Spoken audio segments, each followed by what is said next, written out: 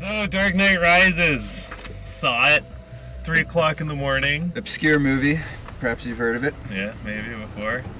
This is some rough thoughts, early review. Probably spoilers. No, most definitely spoilers. Most spoilers. You should probably shut it off right now. Yeah. For initial thoughts, like right off the bat, we just got out. Yeah. 3:20 in the morning. Yeah. Saw the 12:20 show. 3 hours. I really enjoyed it. I think it was probably my favorite out of all of them. Yeah, I mean, I'm gonna have to go with Dark Knight Returns Part 2, just because I felt it had a little bit more action, a little bit more Batman. When you go to this movie, the one thing that you're gonna notice when you get out is there was very little Batman for a 3-hour Batman movie. for a Batman movie, yeah, exactly. 3 hours, I think he was in it for 20 minutes total. He had like 2 scenes. Yeah, it was definitely lacking the Batman. I think it could definitely use more. I mean, for a Batman movie, of course, you can use more Batman. I mean, that just goes without saying. Yeah. But overall, I thought the structure was really good. I thought yeah, the action was lacking, but where the action was lacking, like the structure and the plot moved along. It didn't really drag anywhere, and I was really I got like involved in it. Fully engaging the whole time, definitely. Like, you won't be bored if you go and see the movie. Obviously, no, absolutely not. Like Christopher Nolan movie. I got 4 things that I gotta talk about here. And it's like, where are the triggers at? Where are the triggers? That's one of them. Yeah, there's like a 20-second scene of just him. He might as well have been saying like, "Where's Rachel?" You know. Where are the triggers?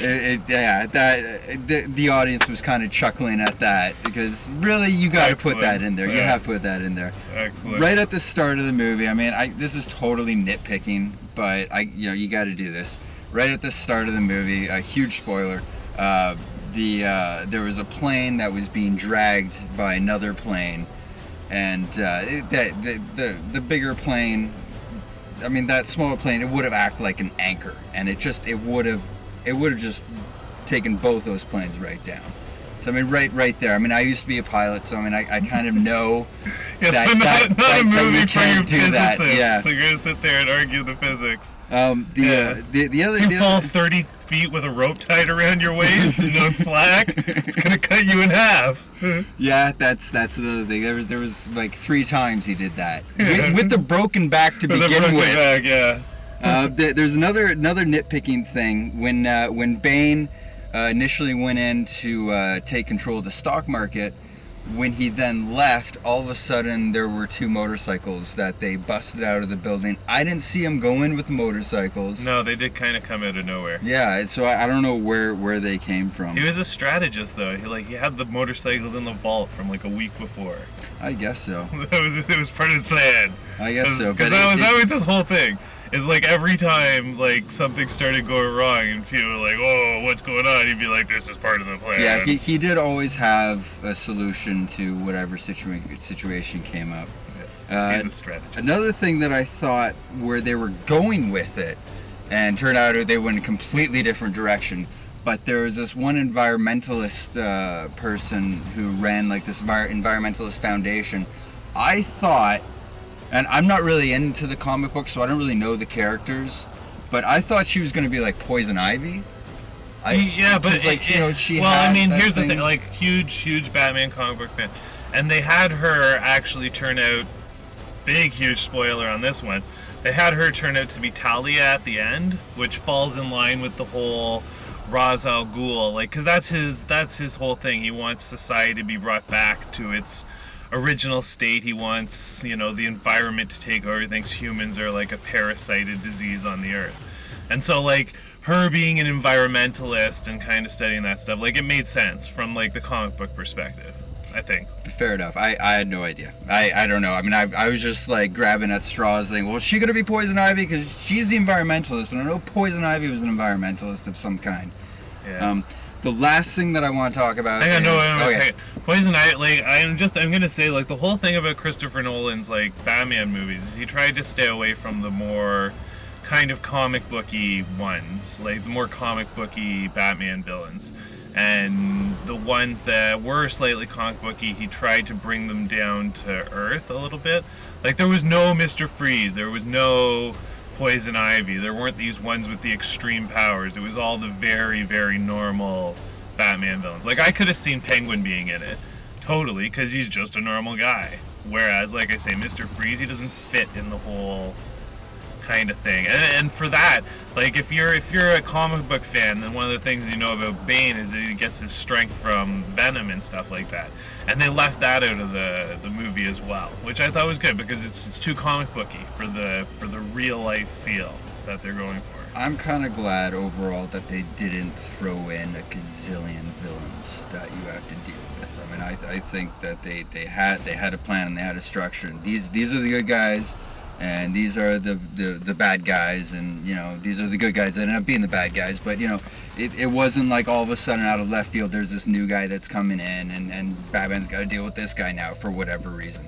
I'm glad that they stuck with what worked. Yeah. In terms of that, Bane was the villain for the movie. Yeah, he was like the villain, and he was a good villain. I really liked him. He scared the shit out of me.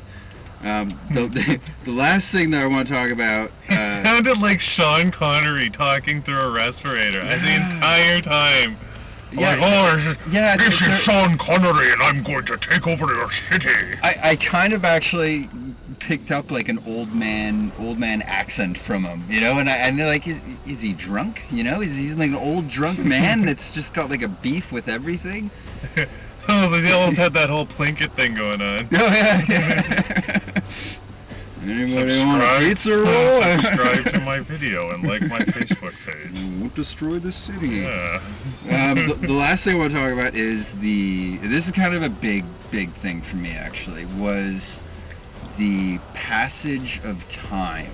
It just, like, I understand that there was, you know, 5 months before the bomb actually went off, and so, you know, and the way that they did it was it was like fall, and then all of a sudden, or it was like end of summer and all of a sudden it was winter, like the next scene there's snow on the ground, and you don't really know exactly how much time has passed. You know, like, time has passed, but all of a sudden it's like there's 2 days until the bomb explodes, and then 5 minutes later it's 11 hours till the bomb explodes, and then 2 minutes later it's 5 minutes till the bomb explodes. I'm like, well, what's going on? Well, that's one thing I gotta say. It was at 11 minutes, actually 11 minutes. When I was looking at it, I was like, 11 hours? That's so long. They've got like so much time left. But then they're like, oh, it's 11 minutes. Then it's down to like 5 minutes. Can't read a clock. Okay, well, I mean, aside from that, I mean, you know, credit where credit's due. I really enjoyed it. I think it's totally worth seeing. Yeah. You're gonna have a great time, no doubt about it. Yeah, you can't argue with a Christopher Nolan movie for sure. No, and I just learned that there's only going to be 3 of them, even though they left a 4th one open. No, and I think that's kind of he thinks they left it open. I think the end of it was Batman retired. Like, that was it. They had a new guy who was going to step up to be Batman, and like they kind of set that up. They laid that out, and yeah, he retired. It was foreshadowed. Alfred had this speech where he's like, one day I want to see you with some chick in like a coffee shop, and then at the end he sees him with a chick in a coffee shop. Did not have a family though. Did not have a family, but he had Anne Hathaway. Baby steps. Yeah, so, baby steps. Yeah, she was excellent, very good. Anne Hathaway, what the hell, Anne Hathaway. I liked her outfit. Her costume, because her cat ears were actually her vision goggles for like whatever vision she needs, and they slid down all over her eyes and they popped up and they looked like cat ears, and I'm like, that's fucking brilliant. Yeah, again, that's a good incorporation of technology into the outfit. And it's a whole thing about keeping it more realistic, keeping a realistic tone to the film. Like, she didn't have a tail, she wasn't walking around with a whip the whole time or something like that, you know. Kept it kind of very realistic, which is, I guess, the trademark for the series, and we'll see what happens next. Like the only thing I'm gonna have to say is that, you know, you gotta watch out for Christopher Nolan kind of inconsistencies for the sake of pacing and stuff like that, which is fine. I mean, there was one scene where Batman just comes back and the police have him surrounded, and he takes off, and he like jumps off of like the back of 3 trailers, and then he's up on a different road, and the police officer radios in, he's like, "We've lost him, sir." And the very next scene is Batman driving down the middle of the street, followed by like every police car in the entire city. Like, I don't even know who the guy was radioing. He must have radioed the guy next to him. He's like, "We've lost him, sir." And the guy like radios the back. He's like, "I'm driving next to you, and he's right in front of us. We didn't lose shit."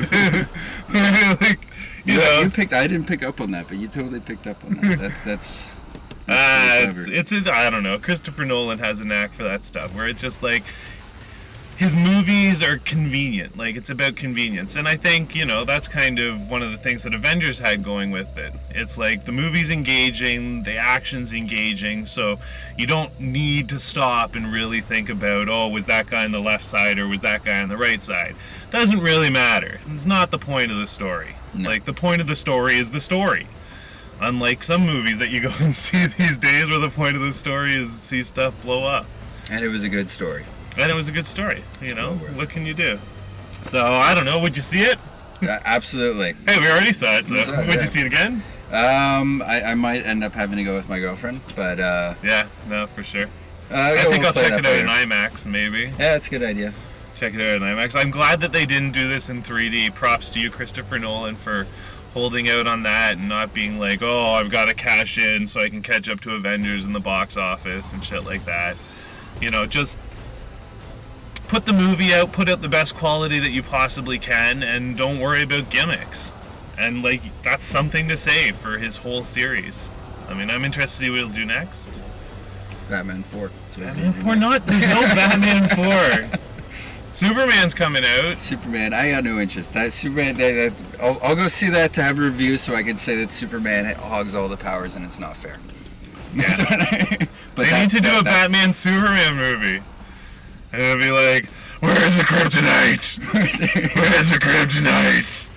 I'm gonna miss Christian Bale as Batman. I gotta say. Where is it? Where are the other drugs going? If Toronto Batman's watching this, hi. And yeah, other than that, go see it. Go see it.